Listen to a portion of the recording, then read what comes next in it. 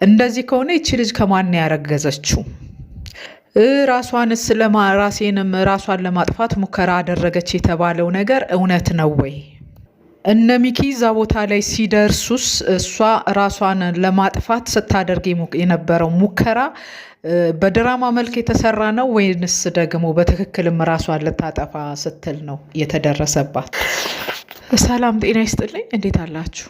የምክር ቲዩብ ቻናል ተከታታዮች በያላችሁበት ሀገር በያላችሁበት ቦታና በያላችሁበት ሁኔታ ሰላማችሁ እንዴት ነው? እግዚአብሔር ይመስገን እኔ ሰላም ነኝ።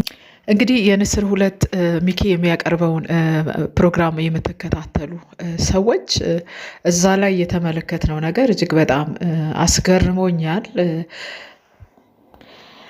አስደንቆኛል። በጣም በሚገርም አይነት ሁኔታ የሚገርም የሚባል ተውኔት ነው የሰሩት ብዬ ነው የምለው፣ ባልና ሚስቶቹ ማለት ነው።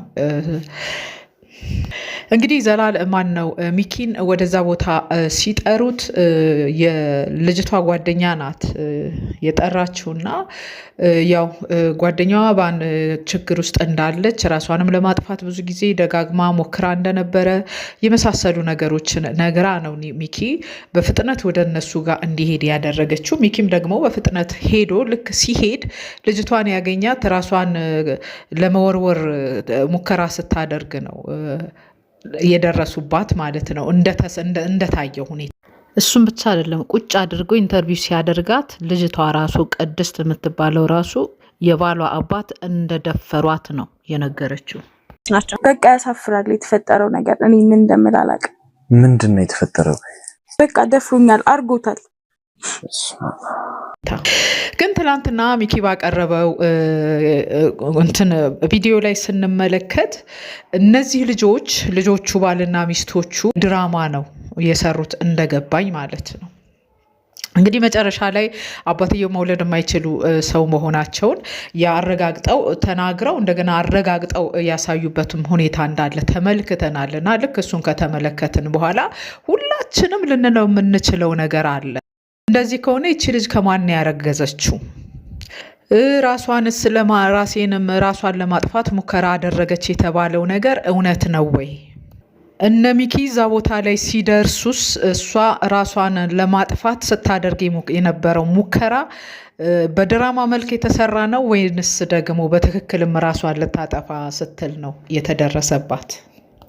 እንግዲህ በአባትየው ላይ ምን ፈልገው ምን አስበው ባልና ሚስቶቹ ይህንን ተውኔት ሊሰሩ እንደፈለጉና እንዳሰቡ ግልጽ ነው ከዛ በኋላ የሆነ ያለው ማለት ነው። ምክንያቱም ድራማ ነው። ከጅማሬው ጀምሮ ባልና ሚስት ተመካክረው አቀናብረው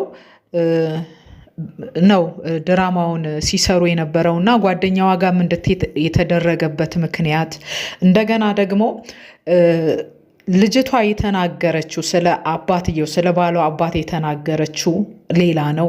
እንደገና ደግሞ ልጅየው የተናገረው ሌላ ነው። አባትየውም የተናገረው ሌላ ነው። ሶስቱም ጋር የተለያየ አይነት ምክንያት ነው ሲሰጡ የነበሩት ማለት ነው። ስለዚህ ትክክል ነው ብለን እኔ አሁን ትክክል ነው ሊሆን የሚችለው ብዬ መቀበል የምችለው የአባትየውን ብቻ ነው።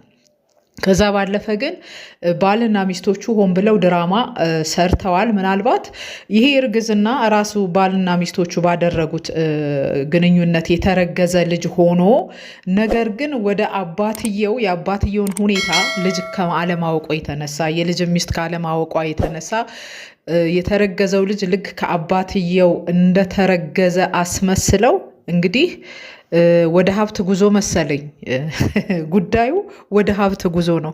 በማን በኩል? ምናልባት በሚወለደው ልጅ በኩል። እውነትም ደግሞ ትክክል ጸንሳ ከሆነ ማለት ነው።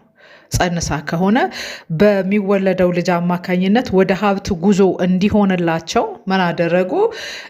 ልጁ የተጸነሰው ከአባትየው ነው አሉ። ከዛ እንግዲህ አባት ከሆኑ ደግሞ ለልጃቸው ውርስ ያወርሳሉ። ይሄኛው ልጅ በማደጎ ያደገው ልጅ ግን ተስፋ የቆረጠበት ነገር አለ። ውርስን በተመለከተ በእርግጠኝነት ከአባትየው ምንም አይነት ውርስ እንደማያገኝ ተስፋ የቆረጠበት ነገር ያለ ነው የሚመስለው። ስለዚህም ደግሞ ተስፋ ከመቁረጡ የተነሳ ይሄንን ተውኔት ተውኖ ልጁ ከአባትየው እንደተረገዘ አስመስሎ ከዛ በኋላ በልጁ አማካኝነት የአባትየው ሀብት ወደ እርሱ እንዲመጣ ወይ ደግሞ በዛ አማካኝነት ውርስ እንዲያገኝ ወይ ደግሞ በልጁ አማካኝነት ወደ አባቱ የሀብት ጉዞ ለማድረግ የሰሩት ድራማ የተወኑት ተውኔት እንደሆነ እንግዲህ ከትላንትናው ነገር ተመልክተናል። ከትላንትናው ቪዲዮ ማለት ነው። እና እኔ በጣም ነው የተገረምኩት። እንግዲህ ምናልባት አባትየው ወንጀለኛ ከሆኑ ያው ወንጀል ነው፣ ከሞራልም ከሕግም አንጻር አባትየውን የሚያስጠይቅ ነው። የልጃቸውን ሚስት በግድ ደፍረው ካስረገዙ ከሞራልም ከሕግም አንጻር ይሄ የሚያስጠይቃቸው ነገር ነው። ምናልባት ዘብጥያም ሊያስወርዳቸው የሚችል ጉዳይ ስለሆነ እኚህ ሰው ምናልባት እስር ቤት በገቡበት ሰዓት እሱ ምን ለማድረግ አስቦ ይሆን? ሀብቱን ጠቅልሎ ወደ ራሱ ለማምጣት ነው። ያው በሀብቱ ተስፋ የቆረጠ ሰው ስለሆነ ግን እንዴት በዚህ ልክ እንደዚህ አይነት መሰሪ የሆነ ሀሳብ ሰው እንደሚያፈልቅ እኔ ይገርመኛል። አንድ ነገር ግን በጣም የገባኝ ነገር ይሄንን የአባትየውን ውርስ በተመለከተ ልጁ ተስፋ ቆርጧል። ይሄንን የአባትየውን ሀብት ልጁ እንደማያገኝ ተስፋ የቆረጠበት ነገር አንድ ነገር አለ እና ይሄ ሀብት እንዳያመልጠው ግን አንድ ድራማ መስራት ነበረበትና ድራማውን በእንደዚህ አይነት መልኩ ከሚስቱ ጋር ሊተውኑት ተነስተዋል ማለት ነው። ምናልባት እኚህ ሰው መውለድ የሚችሉ ሰው ሆነው እንኳን ቢሆን እኮ ለምን አሁን ቴክኖሎጂ ያለበትን ሁኔታ ለምን ማሰብ እንዳልቻሉ ነገ ዲኤንኤ ሲመረመር ልጁ የማን ልጅ እንደሆነ ለማወቅ ምንም ጊዜ የሚፈጅ ነገር አይደለም። ይህንን ነገር ለምን እንደዘነጉትና ለምን በእንደዚህ አይነት መልኩ ድራማውን ለመስራት እንደፈለጉ በጣም ነው የገረመኝ። በቃ በጣም ነው የገረመኝ እና አባትየው በእርግጥ የመጨረሻውን ነገራቸውን ሲናገሩ ምንም በቃ ልጅ መውለድ የማይችሉ ሰው መሆናቸውን በእርግጠኝነት ሲናገሩ እና ለምንድን ነው እነዚህ ልጆች ይህንን ድራማ ሊሰሩ ወይም ደግሞ ይህንን ነገር ልጅቷ ልታደርግ የተነሳችበት አንደኛ ምንድን ነው የሚለውን ሳስብ ልጅቷ ከባሏ ጋር ተነጋግራ ነው ያደረገችው። ባሏስ ለምን ይሄንን መንገድ መምረጥ ፈለገ የሚለውን ነገር ደግሞ ሳስብ ልጁ በአባትየው ተስፋ ቆርጧል። ምንድን ነው ተስፋ የቆረጠበት ምክንያት? ይሄንን የአባቱን ሀብት ሊያገኝ እንደማይችል እጅግ በጣም እርግጠኛ ሆኗል። በቃ የዚህ ሀብት ወራሽ ሊሆን እንደማይችል በራሱ ያረጋገጠበት ነገር አለና ይህንን የአባቱን ሀብት ደግሞ ለማግኘትና ለመውረስ የገዛ ሚስቱን ከአባቴ ነው ያረገዘችው የሚለውን ነገር አስብሎ ነበረው መሰለኝ። መቼም ሰውየው ራሳቸውን የሚያውቁ ሰው ናቸው። ከልጅነታቸው ጀምሮ እንዴትና በምን አይነት ሁኔታ እንዳደጉ እንዴትም ሆነው ደግሞ ልጅ አለመውለድ ሁኔታ ላይ እንደደረሱ ሲናገሩ ሰምተናቸዋል። እና በጣም ነው የገረመኝ። በዚህ ልክ እሱ መቼም እስከ መጨረሻዋ ሰዓት ድረስ ወላጅ አባቱ እንደሆኑ ነው የሚያውቀው እና በገዛ ወላጅ አባቱ ላይ በዚህ ልክ ክፉ ነገሮችን ሲናገር ልጁ አባትየውን የተናገረውን ያክል እኮ አባትየው ልጁን ምንም የተናገሩት ክፉ ነገር የለም፣ ክፉ ቃል የለም። ልጁ ግን አባትየውን በጣም ክፉ የሆኑ ንግግሮችን ሲናገር ሰምተናል። ሴሰኛ ነው፣ ሚስቴን አስረግዟል፣ 2 ሚስቶችን ፈቷል፣ እንደዚህ እያለ በአባቱ ላይ በጣም መጥፎ የሆነ ንግግር ነው ሲናገር የነበረውና በዚህ መልክ በቃ ወደ ሀብት ጉዞ አደርጋለሁ ብሎ አስቦ የሰራው ድራማ ውጤቱ ባዶ ሆኗል። በጣም በሚያሳዝን ሁኔታ ማለት ነው።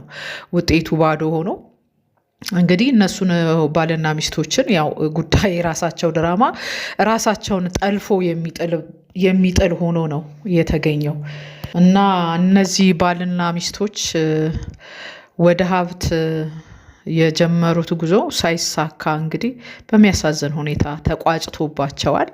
ግን በጣም ነው እኔ ያዘንኩት። በጣም አዝኛለሁ እውነት ለመናገር አባትየው በጣም አሳዝነውኛል። በእነዚህ በድራማቲስቶቹ ልጆች ግን እጅግ በጣም አዝኛለሁ። በጣም ማለት ነው። አንዳቸው ማስተዋል ነበረባቸው። እሷ በዚህ ደረጃ የገዛ የባሏን አባት ደፈሩኝ ብላ አደባባይ ላይ አውጥቶ ለመናገር እንደዚህ ጋዜጠኛ ድረስ እንዲሄድላት ፈልጋ ይህንን ተውኔት ለምን እንደዚህ ለመተወን በራሷ ላይ ለምን ይህንን ጭካኔ እንደጨከነች አይገባኝም። እና በጣም ነው ያዘንኩት።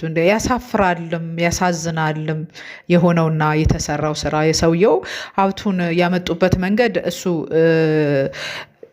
እንዳለ ሆኖ እንዳለ ሆኖ ትልቁ አሳዛኝ ጉዳይ እሱ ነው። ሰውየው ያለ ዘር መቅረታቸው ያለ ልጅ መቅረታቸው ዛሬ ልጄ ነው ብለው ሀብታቸው ሊያወርሱት የሚችሉት ሰው አጠገባቸው የለምና ልጅ ሆኖ እንግዲህ ተብሎ ያደገውም ልጅ በስተመጨረሻ በሳቸው ላይ ያለው አመለካከት እንደዚህ ደስ የማይል ሆኗል። ምናልባት እሳቸው ወደ እኔ ሃይማኖትና ብለው ከሚሉት ሁኔታ የተነሳ የተፈጠረ አለመግባባት የተፈጠረ ግጭትና የተፈጠረ ጥሩ ያልሆነ አመለካከት ሊሆን ይችላል። በእርግጥ ግን ቢሆንም በዚህ ልክ መከራይቶ ያሳደገ አባት አደባባይ ላይ እሱ ሴሰኛ ነው።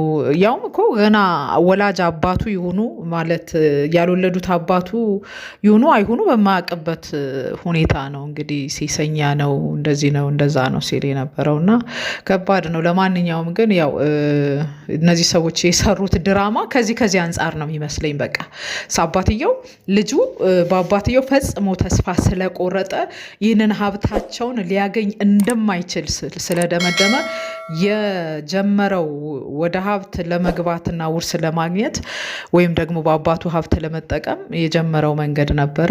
ያው ግን በእንደዚህ ሁኔታ ሳይሳካለት መቅረቱ ገርሞኛል ለማለት ነው። ስላዳመጣችሁኝ አመሰግናለሁ። እንዴት ብዬ ነው የባሌን አባት ልጅ ማሳድገው? ምንድነው የተፈጠረው? ማለት ይመጣ ነበር ከዛም በፊት በተደጋጋሚ ይመጣል ግን በቃ ያሳፍራል የተፈጠረው ነገር። እኔ ምን እንደምል አላውቅም።